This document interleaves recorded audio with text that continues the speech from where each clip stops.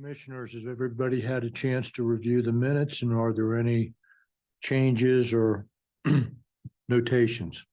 Mark? Yes. I have one small correction. In my comments about the gondola lot master plan, there were a couple of words left out. Let's see. I was asking a question about dedicating a land for public benefit and dedicating, and here's where the words were left out, dedicating land in fee simple. That was my question.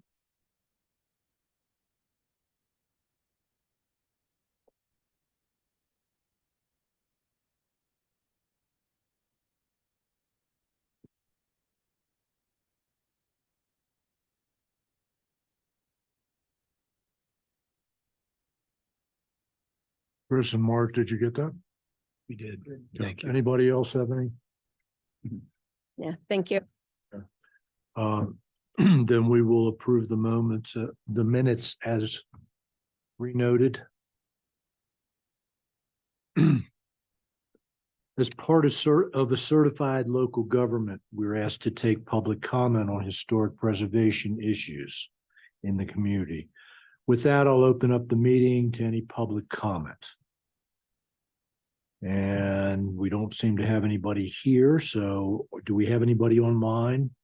If you're online, press *9 on your phone and then *6 to unmute yourself. Online, thanks. Okay. And then we'll close that public comment. We have one item tonight on the consent calendar. And does anybody want to call up Highlands Riverfront lot 24? All right. With that, we can move on to the public hearing, and we have a final today on the Hammett House edition. All Staff. right, everybody. Good evening. Sarah Crump, Planner 3 for the record.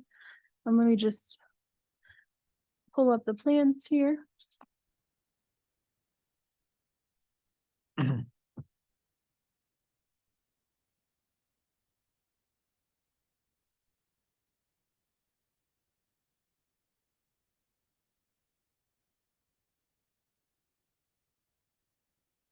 Tonight for final hearing, we have 203 South French Street, the Hammett House. This is a proposal for a 186 square foot above ground addition to the rear of the primary historic structure, as well as full restoration, basement addition, and then change of use or adaptive reuse rather of the ADU of the historic shed in the rear, which will become an ADU and will also be completely rehabilitated with a new ADU use as well and full basement. Sorry, I don't have my glasses and it's hard to read. I think I'm sharing screen in case for the recording. Okay. All right, so tonight for final hearing, this should be fairly quick and simple. At the preliminary hearing on May 7th of this year, the Planning Commission came to consensus on a full list of items that are in your packet regarding the design standards from the design handbook. And I just want to note that the probably most important one on consensus from that hearing was that the commission agreed that under design standard 57, that this proposal does not warrant any negative points for the change of size of the historic door, that change of size, as long as the door header height remained the same and one side position was the same, it could be widened to accommodate modern furniture and moving for the homeowner, and that did not constitute a change of position of the historic door. Since the preliminary hearing, there were a few changes and updates. I'll go over those quickly, and then the point assignments and how those have changed since the preliminary hearing. So we have the two historic windows on the west facade of the primary residence. These previously were failing design standard, I believe it's 77, because the proposal was to change their size slightly, but under this final hearing, those window sizes will remain the same as their historic openings, and just the non-historic windows will be replaced with new wood windows. So the historic openings will remain intact, and so the proposal is no longer failing that policy. And again, this rear door on the south facade, that is going to stay the same height and just increase in width. And so that is shown on the new plans. And then on the site plan, an additional shrub was added in the front yard to screen the utilities. And the applicant has now provided the materials and color board for the project for both the primary structure and the historic shed. So that's a summary of the changes since the preliminary hearing.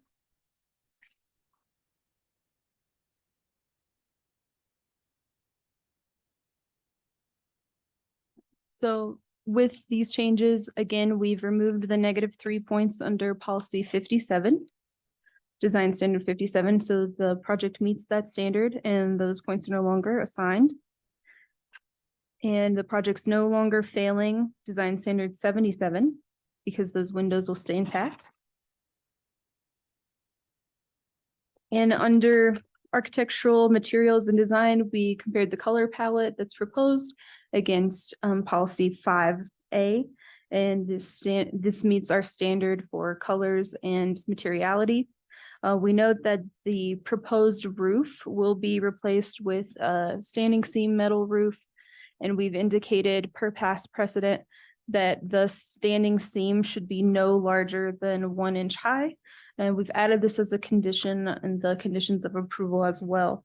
This requirement meets the design guideline, design standard number 70, which states metal roofs were also used, but these had a low flat seam. So replacement roofs should not have a high profile. In previous projects in the historic district, the commission has agreed that 1 inch or less meets that low profile standard.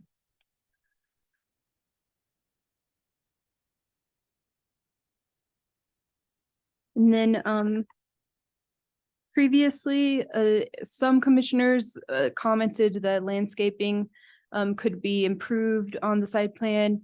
This wasn't necessarily a consensus among all commissioners, but the applicant has again added the additional shrub in the front to screen the utilities. And staff has no concerns and believes that the landscaping plan does comply with policy 22A and 22R, as well as the design standards 131, 132, and 133. That essentially covers all of the changes since the preliminary hearing. I'll just quickly summarize the points assignment for the project. +6 points under policy 7R for historic preservation of a primary structure above average public benefit.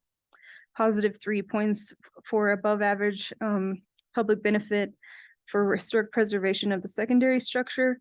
And also under 24R, +3 points for the deed restricted employee housing unit to be provided in the secondary structure. They're receiving 1 point for the installation of an EV charger under policy 33R, and 1 point for design standard 37.5 for keeping the alignment of the historic wall planes and not disrupting the historic wall planes with the new addition. For 9 points or total, they're receiving -6 points under design standard 23 for the removal of historic fabric. That includes the removal of the roof for the four flat plain skylights that will be added, as well as the windows in the secondary structure. And then finally, -3 points for utilizing the secondary structure as a living area, which is discouraged in the character area guidelines under design standard 127. So that's a total passing score of +5 points.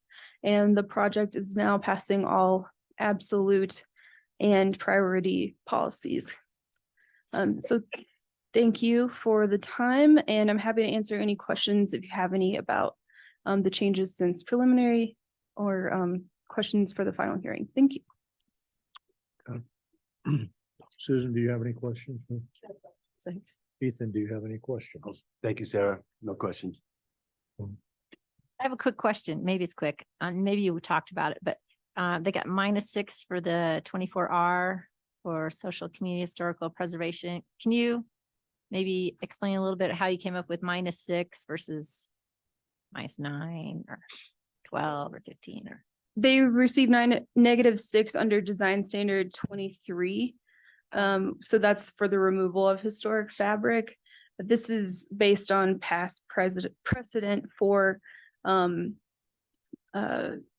this amount of removal of historic fabric in other projects, where they removed it. So for this point assessment, it's in groups of 3, so -3, -6, -9.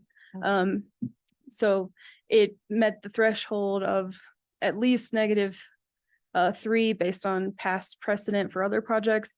And then additionally, they were also removing the skylights. So that was an additional -3, so -6 total. Okay, all right, thank you. There is more discussion of that precedent in the preliminary hearing staff report. Okay, I thought we talked about it, but I just wanted to.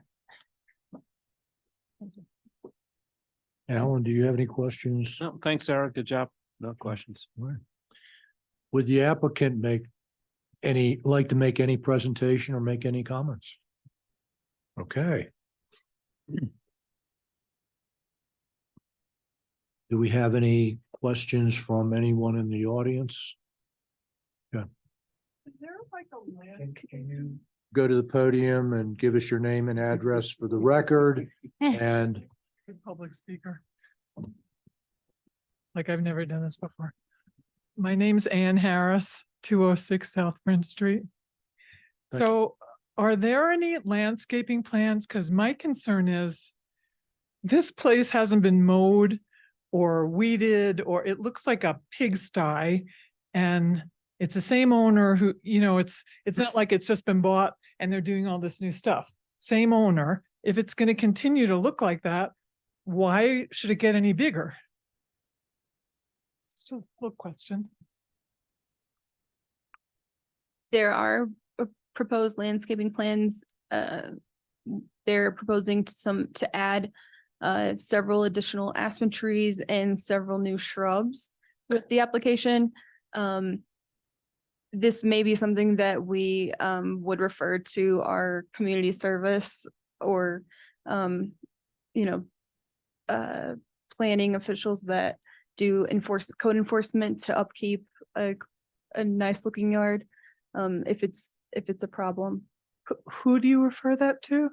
a town staff member that would do an enforcement checkup on the property and perhaps send them a letter that they need to comply with. So there are standards within the town of keeping like basic minimum something.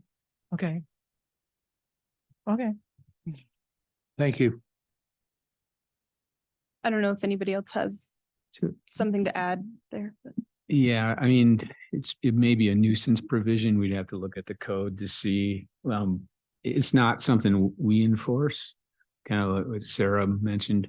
It may be something that the community service officers do or something like that. And, I don't know how bad the condition has to get before we would do that. So to your standard, I'm not sure if it meets it or not, Annie.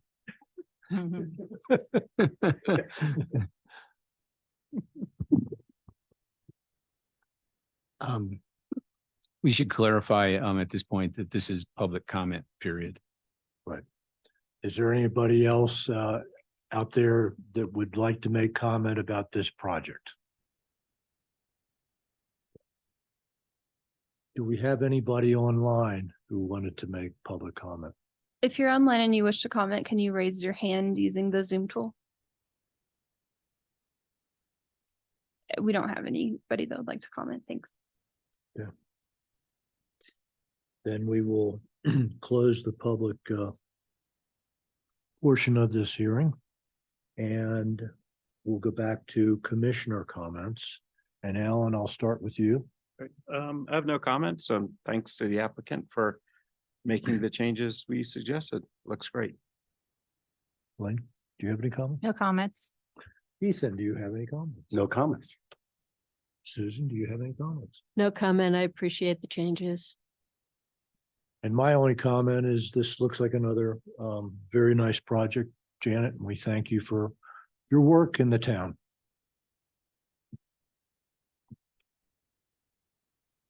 Okay, this is a final hearing, so we need a motion to approve. I'll make a motion. I move approval of the Camet House addition, restoration and ADU PL 2024-0064 and the attached findings and conditions. I will second that. Thank you, Ethan. Can we get a vote, Chris? Right, Mr. Leeds. Yes. Ms. Gordon, Yes. Mr. Proctor, Yes. Mr. Giller, Ms. Ambrose, Ms. Copper, Yes. Mr. Guerra. Yes. Motion passes 5-0.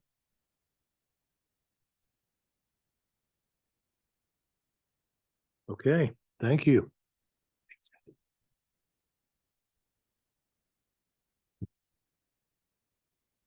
I think next on the agenda is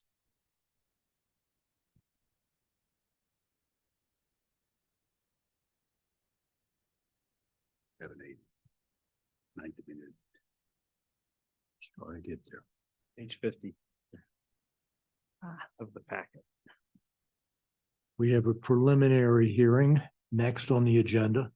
The Ninth Amendment to the amended Peak 7 and 8 master plan at 1599 Ski Hill Road. That's PL 2024-0117.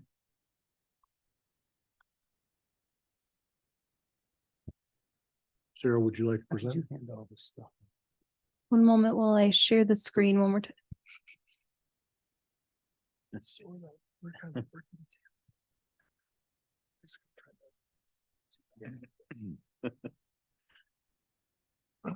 All right, so before you tonight for preliminary hearing, as stated, is the Peak 7 and 8 Master Plan Amendment. This is the 9th amendment to the Peak 7 and 8 Master Plan. To orient you, just familiarize you with the planning areas that we'll be discussing. So we are at the base of the snow on Peak 8 is the project area. You have the maintenance center that's existing, and that's on a different page is the proposed project area. Here we go.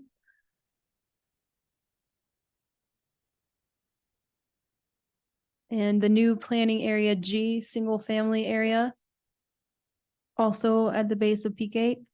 And planning area H, a new single family planning area.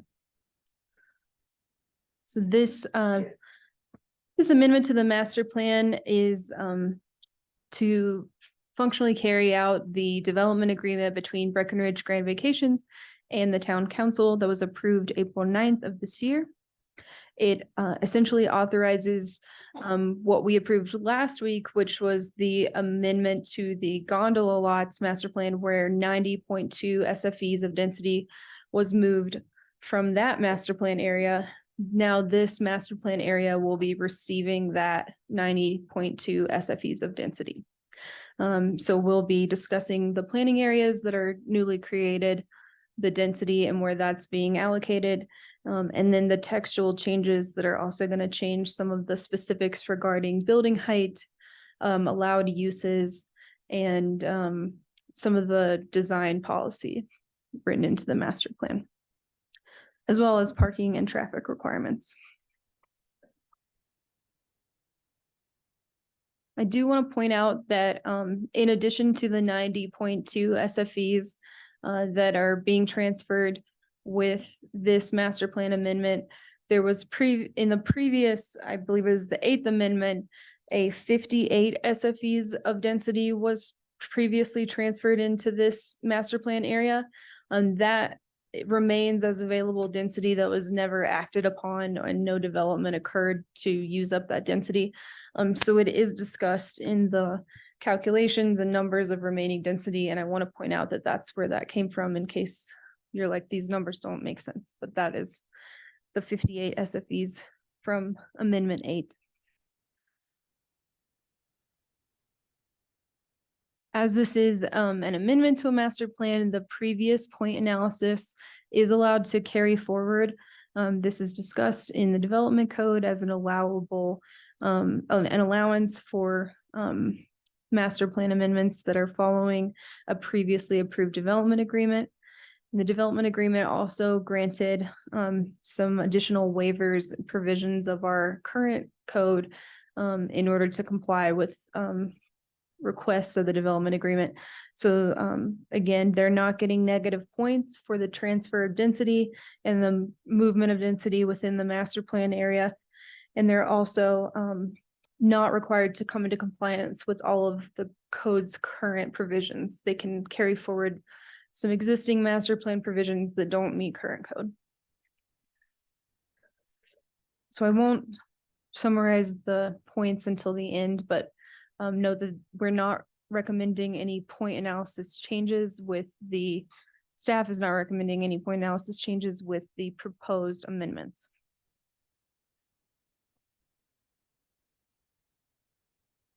We'll just go ahead and jump right into land use under policy 2A and 2R. With the changes to the master plan, the creation of these two new planning areas, planning area G and H, they will be moving from the allowed uses of, let's see, it's called guest services facilities and ski run allowed uses. And now they'll be under single family residential allowed uses. The land use guidelines that are underlying are land use guideline, land use 1, 10, and 39 are the land use districts. All of these land use districts allow for single family uses. So the change here is not going against the land use guidelines. And the previously mentioned allowance for the density transfer through the development agreement allows for additional density that goes above and beyond what is allowed in the land use guidelines. But because the density is being transferred through the development agreement and this amendment, they can exceed the allowances of the land use guidelines. So we don't have any concerns with the proposed new land uses and the modified planning areas newly created G and H. Under policy 3A and 3R, density, this amendment will transfer, let's see, I want to get this exactly right. So 14 of the SFEs will be moving to planning area H. That'll be for the single family subdivision that will be in the future created above Temper Trail. 2 of the SFEs will be moving to planning area G. That's the 2 single family homes proposed at the end of 4 o'clock Run Road. And then the remaining SFEs, 74.2, will be transferred to the base of Peak 8 on parcel 4 specifically. This is the contemplated previous site of the East Peak 8 Hotel and the future proposed site for a large hotel development. In the development agreement, these 74.2 SFEs were not specifically prescribed to be commercial or residential or a specific type of density, but it's contemplated that in order to meet the units and size of the hotel proposal, that these SFEs would be used for residential density on the parcel 4 site. So all told, there are 220 SFEs that remain undeveloped under planning area B, and then the 14 on planning area H and 2 on G.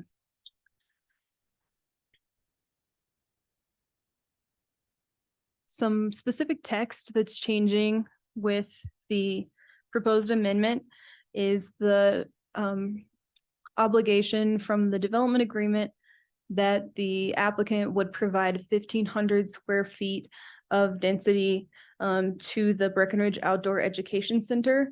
So this would be specifically on parcel 4 in the newly future proposed hotel or lodging structure. That space would be allocated to the BOEC, and it would meet the requirements of the development agreement that there be an ADA compliant route with elevator access from the indoor garage parking area to directly to the Peak 8 base snow area. So this specific text is proposed as amended language in the on sheet. Let's see. Here we go. This is sheet 1 of the or sheet 2 of the proposed text. Additional density requirements that are amended within the master plan are the requirements for planning area G and planning area H to have a maximum home size of 7,500 square feet. This was also outlined in the development agreement. It's clearly codified here in the master plan amendment, and then also that will be brought up again at the subdivision for those future subdivisions. We don't have any concerns at the staff level regarding the proposed changes for the density text. Finally, let's move on to the architectural compatibility section of the master plan. And this specifically was reviewed against policy 5A and 5R of the development code. Much of the discussions in the work sessions with the town council for these provisions relied on some conceptual drawings that I'll bring up here, which were discussed at length in several work sessions with council. And what was decided that it's more important for the buildings to have a maximum buffer distance between this proposed lodging structure and the neighboring subdivision, 4 o'clock subdivision, than for the buildings to step down in our with the architectural concepts. So you can see here the diagrams in purple show that the buildings would have a maximum buffer distance between the neighboring sites instead of stepping down. And so the new language that's proposed indicates that that is the preference, to have the eastern buffer distance to the parcels is more important than designing the building to step down to the east. And that language is updated in the conceptual design section of the master plan amendment.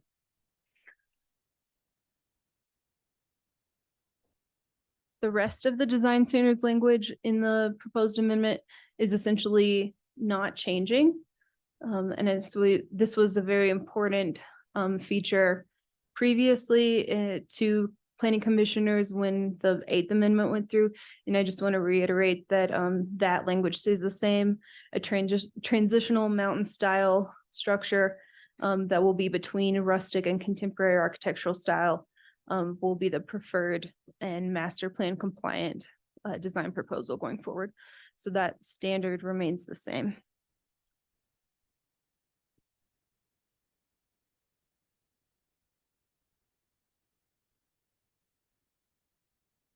Go over to page 7 and we can discuss building height. Um,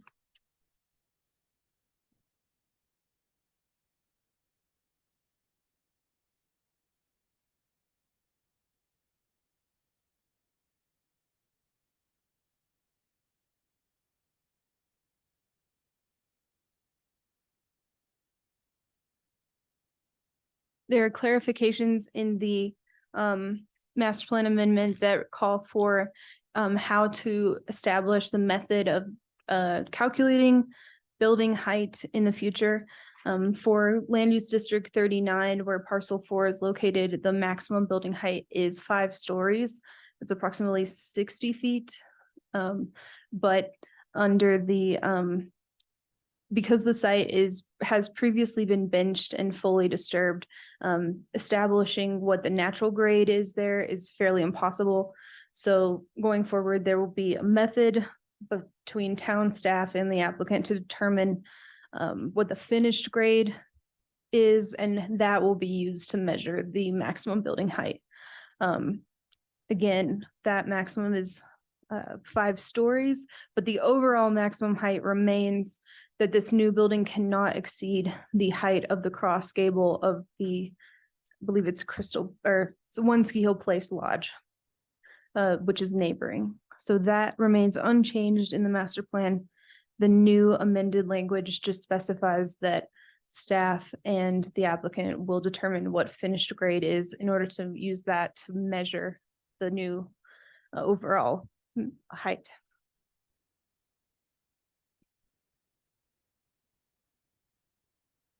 Another change under building height is that the master plan, instead of establishing its own heights for single family structures, it now defers to the existing town code and whatever the town code is at the time of development review for the single family structures in the future. Under policy 6, so future single family homes will have to abide by the development code, as do most family homes in. And currently that height limitation is 35 feet for a single family. The previous master plan assigned many points under policy 7, which is site disturbance and environmental, site design and environmental disturbance. The previous project received positive 4 points under policy 7 for locating some of the existing buildings in a place that avoided areas of environmental concern. But then it also received negative 4 points for a lot of the structures on peak 7 and the retaining walls, as well as the excessive site disturbance and cut and fill. So altogether negative 8 points under policy 7. With the new planning areas, staff believes that those new planning areas moving to single family home use do not warrant any negative points for site disturbance. This is the precedent that was set for Timber Trail, which was also previously established in the master plan as ski terrain or for guest service facilities, and then became single family home use. So the new planning areas, we don't believe warrant any negative points under policy 7. Again, a carryover from the previous point and assessment, positive 3 points were given under policy 16 for internal pedestrian circulation. So there's no change with that. There are changes to the parking language within the master plan. As outlined in the development agreement, the applicant is required to provide up to 35 spaces for the ski area for employee use, and then an additional 6 ADA compliant spaces that are large enough to accommodate larger ADA vans for the BOEC. And these, again, sort of coincide with that 1,500 square foot of allowable space, in that those spaces need to be accessible by elevator in order to get from the garage up to the parking area. And that is outlined in the parking text as well. Bring that up.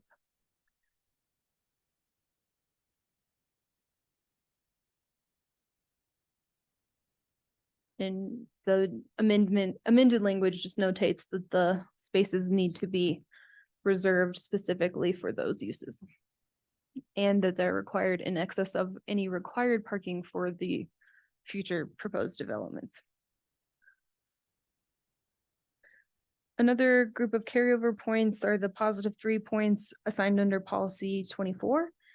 These were originally assigned because the master plan reached a council goal, so that remains unchanged. And then finally, the vesting language of the amendment is updated to reflect the development agreement, and the master plan vesting is extended through 2032. So with all of those changes, again, staff is not recommending any changes to the point assignments. So currently there remains the -8 points. So that's all under policy 7R with -4 for site disturbance from associated with the extension of Ski Hill Road and walls on Peak 7. And the -2 for excessive disturbance and walls on Peak 7 and wetlands impacts on Peak 7. I'm not sure if I mentioned that before. I think I grouped everything into site disturbance. So total -8 points, and then +10 total points, +4 for project relocation on Peak 7 to avoid sensitive environmental terrain, +3 points under policy 16 for the internal pedestrian circulation, and again, +3 points for meeting a council goal. So overall score of +2 points. That concludes my portion of the presentation, but I'm happy to take any questions about the proposed amended language, and the applicant is here as well. Thank you. Questions from the staff or Sarah? Alan? I had a question on the wetlands report. No, I'm just kidding.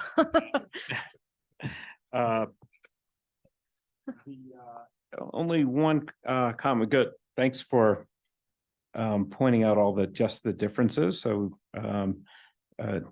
I started reading the development agreement again, so it was nice. I caught myself. So the only question I have is on the BOEC language. I don't understand. It says that making space available at BOEC is not a public benefit, so it shall be eligible for positive points.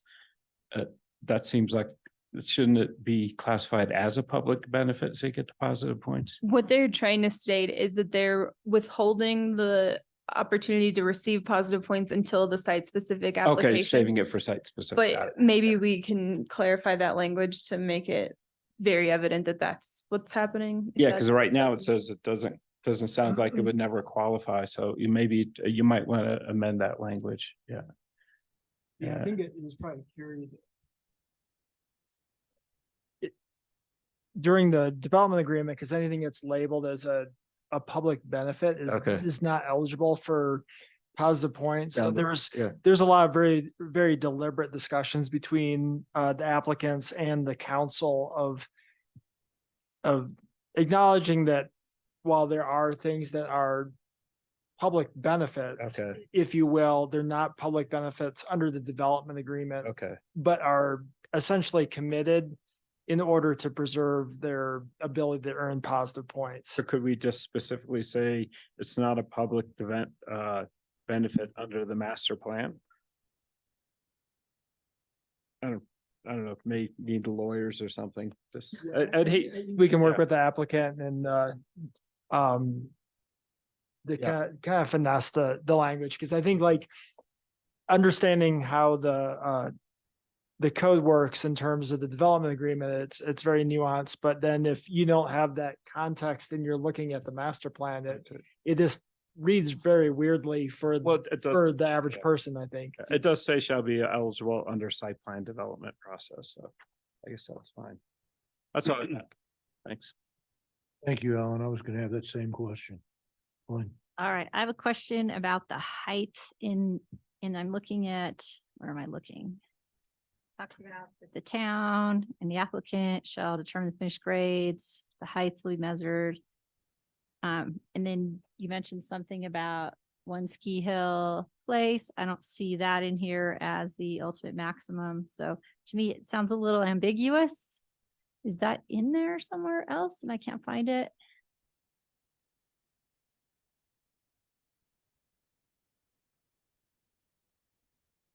Like there's not a to not exceed the height of. It One is ski hill. absolutely written into the development agreement, but let's just make sure that Okay. It could have been already in there and I didn't see it.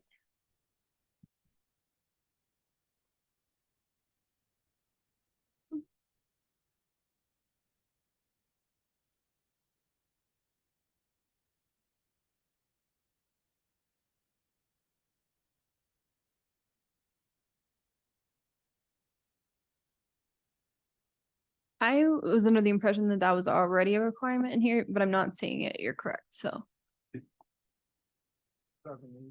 7E. Oh, There we go. 7E. yes, here we go.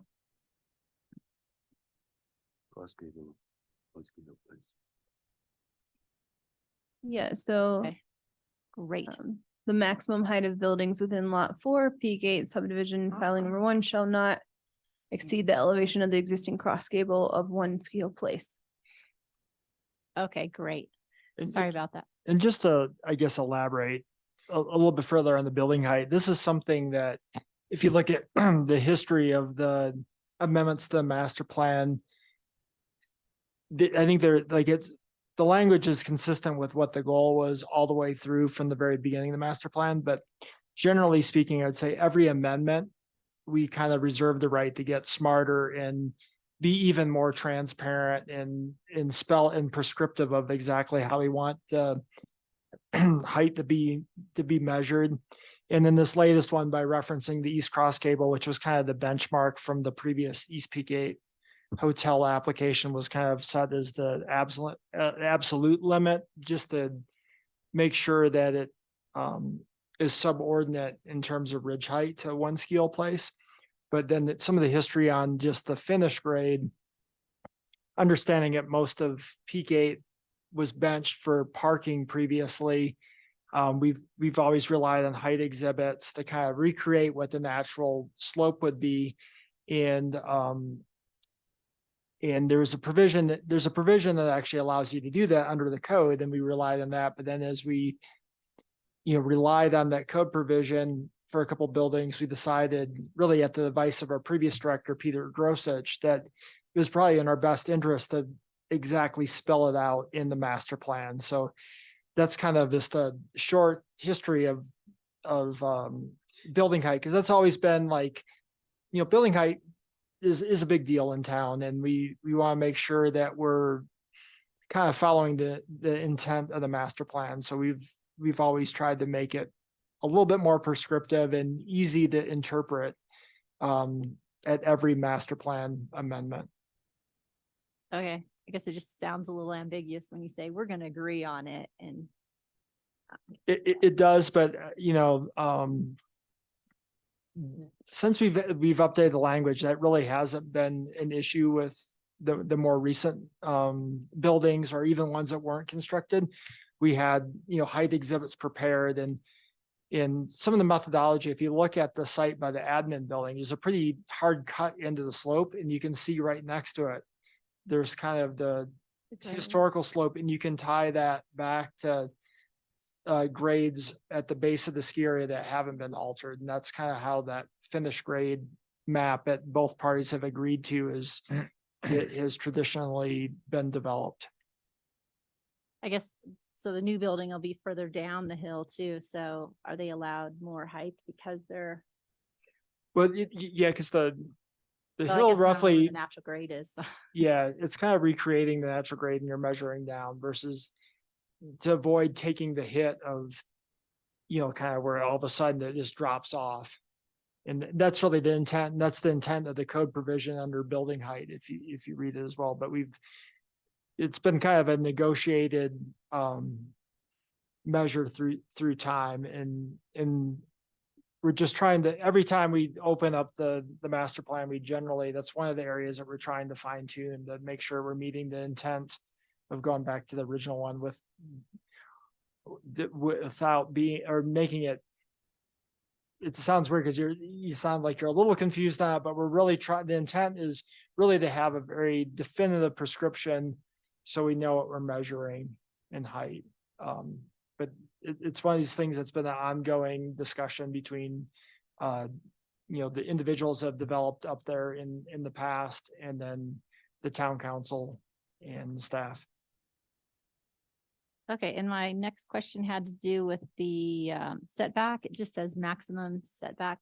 Is there a number for that somewhere that I missed? Like trying to increase the setback of the building and allowing, There's not a number, but it defers to the diagram from the November, I think it was 14th, 2023 work session with the town council. And so that exhibit is these conceptual diagrams. So those are the maximums that staff would compare any proposal to look for the setback.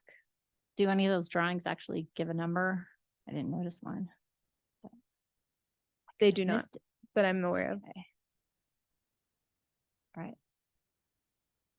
Guess that's a concern I have. That'll likely be a site-specific issue when the building is permitted. Okay. Ethan, do you have any questions of Sarah?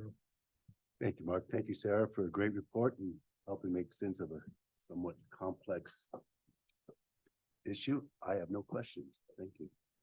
Susan, how about you? Yeah, thanks, Sarah.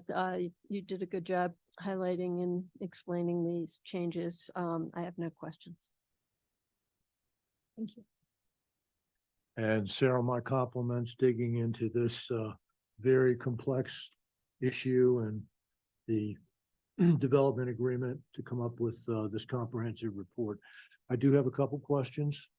I notice in here that there is a concept of negative point carry forward. And if you could explain to the commissioners how that works. I noticed that there was a penalty for the relocation of the old Ski Hill Road, which predates a lot of the buildings.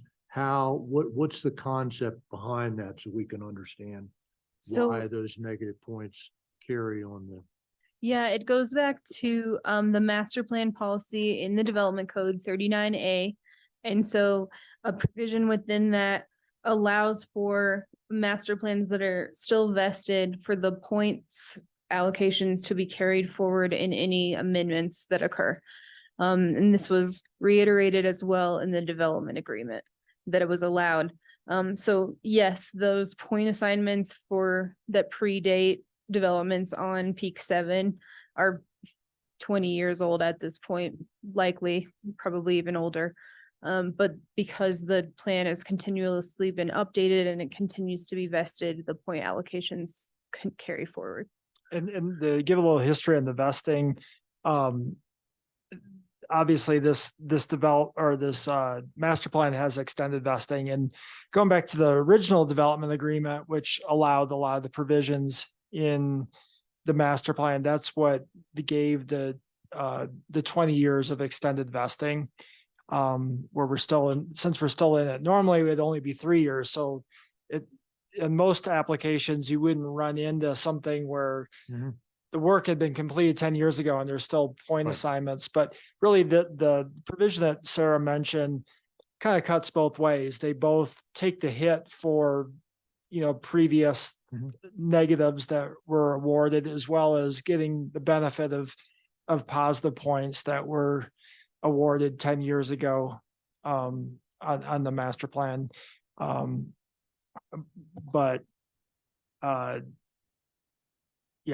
just something that was discussed during the development agreement. It's allowed by the code and was kind of reiterated in the development agreement.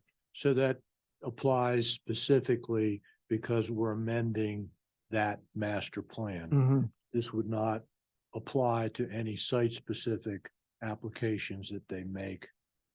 They would have no bearing on that, correct? It would, well, it have no bearing in the sense they wouldn't take more negative points for Right. something that's already awarded under the Right. master plan.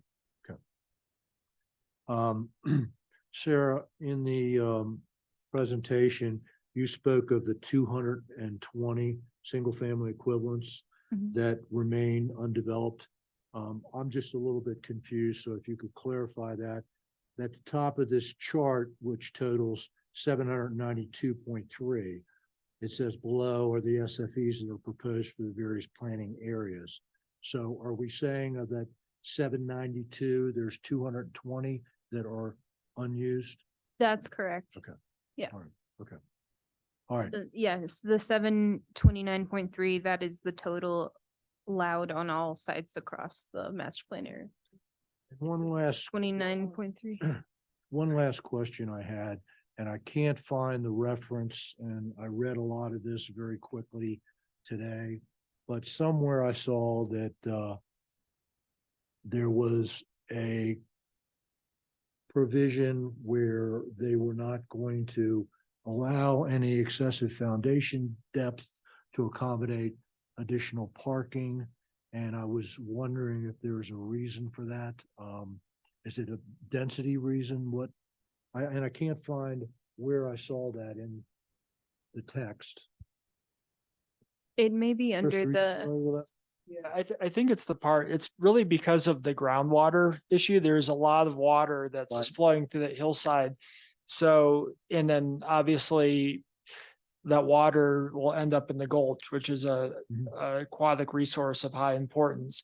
And so really going back to day one of this master plan, in the first revision, it was really important to make sure that there wasn't to be a cutoff of the groundwater going to the gulch. So there's very specific depths that you can build foundations to, and then also having we've had extensive water quality monitoring that's been involved with the development up there, and then also infiltration galleries for in cases where there are foundations that are dug to ensure that the water that would be kind of disrupted from those foundations still makes its way down into the gulch.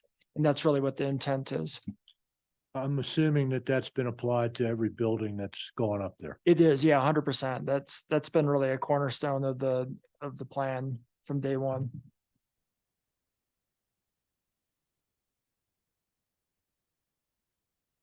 Would the applicant like to make any presentation or comments at this point?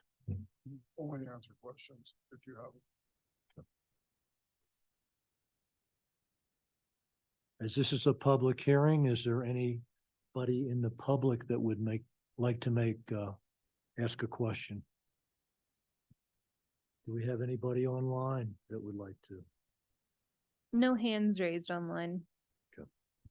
Think, Need to clarify, not just questions, Mark, but public comments.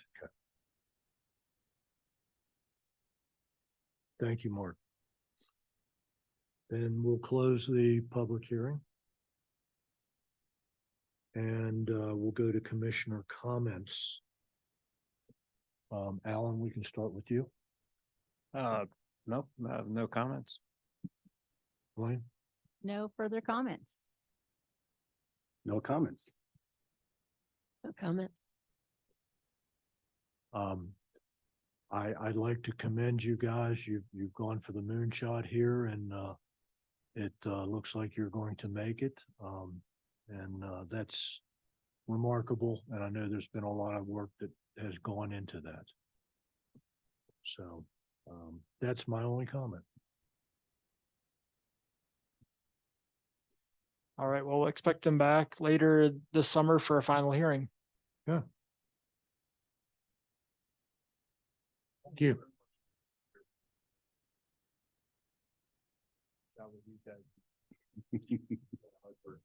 Thanks. Thank you, guys.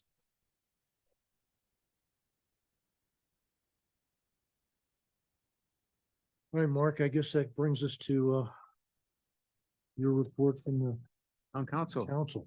yay. Right. Hey, I just wanted to let you know, Keely had when she took this position, indicated she was going to miss both meetings in June. So took the appointment. So was known ahead of time. So she said she should be available from here on. She was out of town for work, I think, on both of those occasions, these occasions this month. So anyway. And Mike, well.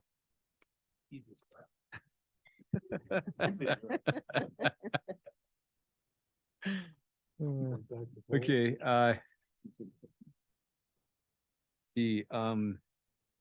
so we had a good meeting, as we talked about last time, a couple of amendments to the code that were initiated, drive-throughs, on second reading.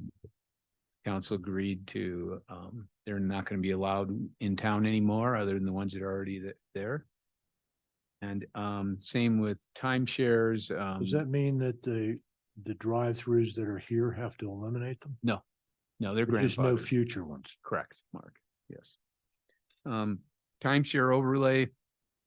As I mentioned before, there's an area up on the west side of town, up towards the ski area, where we have more of our multifamily condo projects, essentially where we're seeing timeshares today, including this area, that they would continue to be allowed. Other areas of town, no more of the timeshares for multifamily development. So, and that was a second reading approved by council. On first reading, Cliff brought the density discussion, which on policy 3, which was primary focus, and I know we've talked about this before here, on making an exemption for vestibules in the historic district. And you guys, I believe, made a recommendation on that a few months ago. What it came down to is essentially we would allow an exception for a small vestibule as an entryway to a commercial business on a non-historic property in the conservation district.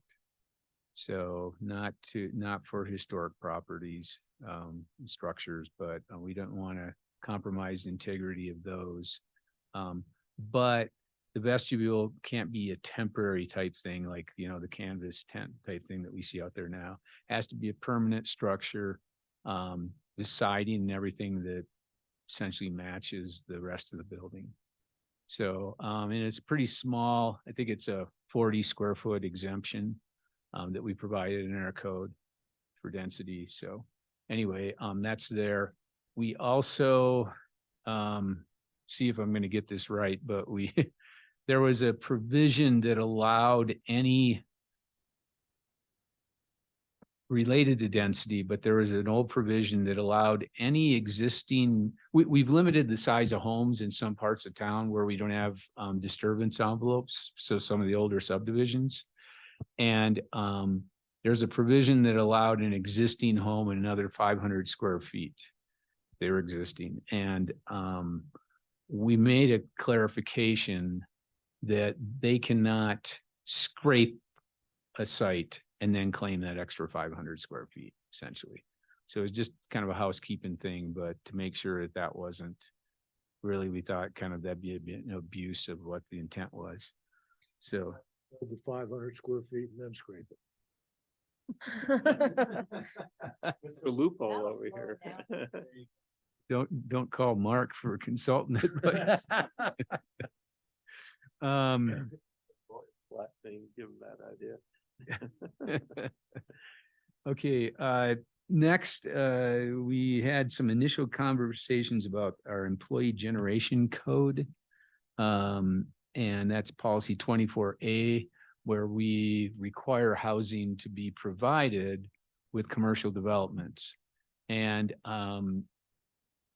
Julia's been working on this. We had a study from EPS consultants that basically we were finally able to look at employee generation numbers for the town of Breckenridge.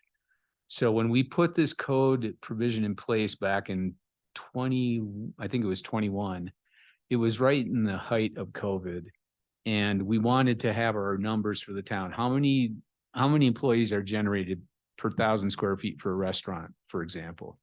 Well, the problem is at the time, there was no way to get good information because of the pandemic. The numbers for employees was just totally out of whack with the norm. And so the consultants we contacted are like, you can't get this information right now. It's useless. You have to wait till hopefully we get to a post-pandemic period to do this kind of a survey and study. And so what we did instead was the council really wanted to get something adopted. So we looked at similar communities nearby. So we used Vail, town of Vail, and we've used Vail's numbers. Those are what their nexus study that they did maybe 6 years ago or so is included. Basically, those numbers are in our policy 24A right now. Well, we're going to need to change those numbers because now we've got a study for the town of Breck. And it does change some of the employee generation rates. For example, hotels and lodging, the number of employees required per room goes down significantly compared to over in Vail. Vail has typically a higher level of service over there. They've got a lot of 4-star, 5-star type hotels. And so, which require more employees. Just the guests are more entitled. That's Ours are stronger. On the other hand, some other uses, retail, we have a little higher number in terms of employees per 1,000 square feet of a retail space. Probably got a little more active retail environment here than they do over there. And then restaurants, it's kind of a mix. I'm not going to get into the details with that, but anyway, it was a first opportunity for the council to see this. And then we also talked about, should we continue to mitigate at our current 35% rate? So right now, what we say is, okay, if you got 1,000 square feet and you need 10 employees, you have to provide housing for 35% of those 10 employees. So 3.5 employees or so, and then you have to provide 350 square feet per employee. This is getting way in the weeds, but anyway, that's a requirement today. One of the questions is, should we change that requirement to, let's say, 50% instead, a higher mitigation rate? So we're providing housing for a few more employees when we get these new commercial developments. The other piece that we discussed was, should there be some exemption for small businesses? We've had a lot of issues where, like, you got a conversion downtown where someone comes in and says, I want to convert 500 square feet of retail space over to a restaurant or a coffee shop, something like that, that qualifies as a restaurant. When they look at the price tag for increased parking, they don't have room for parking, so they got to buy into the parking district, water taps, sewer taps, it all adds up. And then when you add on employee mitigation on top of that, sometimes that's just, we've had several businesses say, we just don't think we can pull this off because financially the burden is significant. So the question is do we want to provide some exemption for small conversions of space to still provide that incentive for the small business owners out there? Yeah, so it was an initial discussion, and there's just more to come. It's the first work session of probably several that we'll have on this before we come to resolution. But one thing we do know is we're going to have to change those formulas because the study is telling us different numbers. So we're going to have to make some adjustments there. So that then we talked about inclusionary zoning, and that's tied to residential development. And the idea is you build 100 units of density, there's some percentage of that density that needs to be workforce, deed restricted type density. You know, a lot of communities, there's a number of communities in Colorado that have implemented this over the last 10, 15 years. And there's some new state law that's empowering that more in terms of local jurisdictions and what we can require, giving us more flexibility. But anyway, that's something that council wants to have more discussions about. But it's another tool in toolbox to get a little more workforce housing. Neither of these, either the employee generation or the inclusionary zoning are gonna yield us tons and tons of units, but it's little incremental steps here and there to get more housing provided in the community. So that is, and then we had two other items, streetlight camera pull pilot program. I'll probably butcher this, but essentially they're looking at putting some cameras on streetlights in some key locations, especially for the benefit of police, like at Lacima Mall and places where they've had a high amount of incidents where kind of a he said, she said thing after the police get called in and that. And so it's ability to, monitor things more closely and provide some evidence in certain situations. So working on that. And finally, the Carter Park Dog Park, which you guys saw 2 weeks ago, that was approved by council. Then just a couple other things I'd note. I think you all know that we talked about this. I think the Kentro Group has bought the Parkway Center, the city market property and all the adjoining lots. They've given a tentative agreement with us to, and this will affect the planning commission, to actually move the food and beverage delivery site that we had on the south part of the Tiger Dredge lot and the horseshoe there that you guys approved several months ago. Yeah. To instead, we're looking at locating that on vacant land on the Parkway Center lot.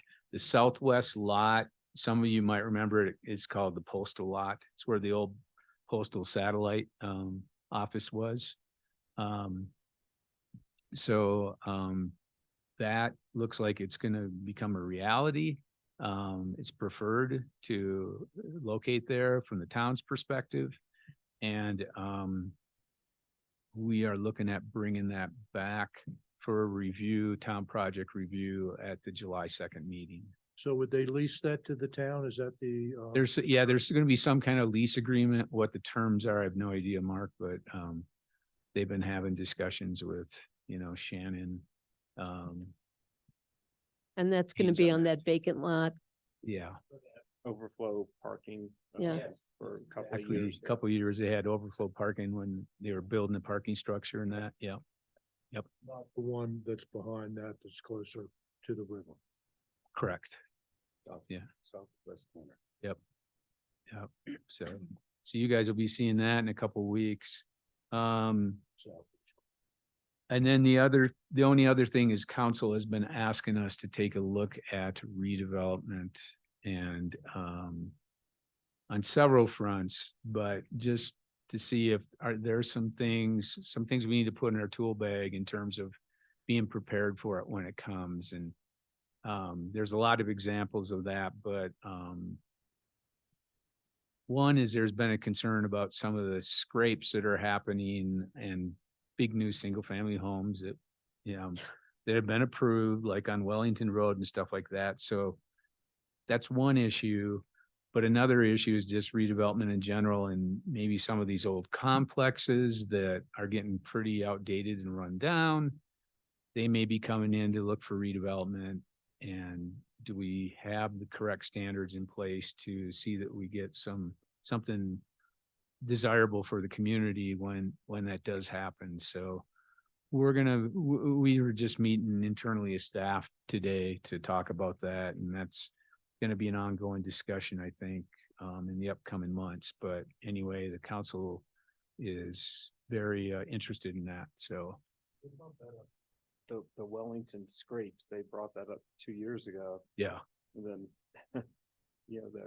but nothing, I mean, yeah, I think, it's kind of a priority thing. And I think what happened shortly after that was the whole BGV thing blew up, and it's just like, that's where all our focus was. And, we did, as I said earlier, we do have some limitations on home size. We put them in place some 15 years ago. Julie and I worked on that project together, and it was a challenge. We came out with what we thought were some reasonable restrictions and held several public open houses and basically had a room full of upset people at each of them. And, basically we're told by the council, go back to the drawing board. And so we did, we formed a special committee that worked with, the real estate community, property owners, et cetera. We came back with some restrictions on home sizes in certain neighborhoods, but they weren't very ambitious. And so that's what we have today. So, yeah, so we'll see if we make another attempt there, but I think it's coming. And one of the things that's also becoming an issue now that maybe adds to it, in the past, it was a lot about character, but now there's discussions about, we've got a limit on how much natural gas we can bring into this community. And, some of the environmental goals are starting to come to play too, in terms of the size of homes. So, yeah, so more to come on that. Mark, with regards to tear downs, unfortunately, this is something that happens to be an economic issue and an evolutionary issue with every community. And you can go all the way back to the Middle East, where communities are built on top of communities, which are built on top of communities, and people have been doing this forever. And we can certainly put restrictions on it, but you can't stop what is going to happen, because we essentially have build out. And when you reach build out from a real estate perspective, then you start to cannibalize the stock that you have, and it happens in every community. Yep, exactly. And we've been seeing it coming for a while, and we've already had some of it, obviously. So we just recognize, and the council is recognizing, and we're just going to see more and more of it, to your point. So it's just preparing for it. And it's not that we're going to be able to stop it all, or that we even necessarily want to stop it all, but we want to make sure that we're in the best position Yeah, when we wanna be it prepared happens. for it. Yeah. Right. Yeah. Okay. Mark, I have a question on after your employee housing allowances. And this might be a little bit out of the wheelhouse of town, but the Summit Impact Fee, which, as I understand it, is earmarked for workforce housing. Is that correct? Mhm.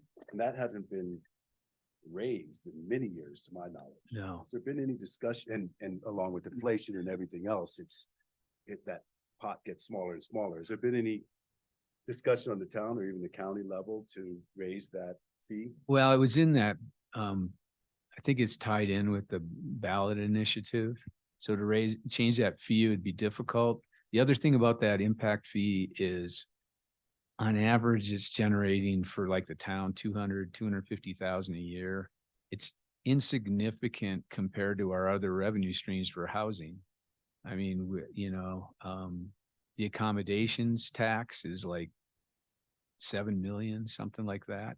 Which is And then- exactly what I'm Yeah. addressing. I mean, that fee is, in my view, way too small, especially as Right. both inflation and the cost of homes has gone up. That fee is based on square footage, not on anything else. Right. So Yeah. just wanted- No, it's a good point. But my guess is, even if we multiply it by 10, it would still be kind of small change. But it might be worth looking at. But like I say, since it's tied in with the ballot initiative and something was passed by the voters, it becomes more complicated. Okay, thanks. That's it. It is 6:45, and I adjourn the June 18th meeting.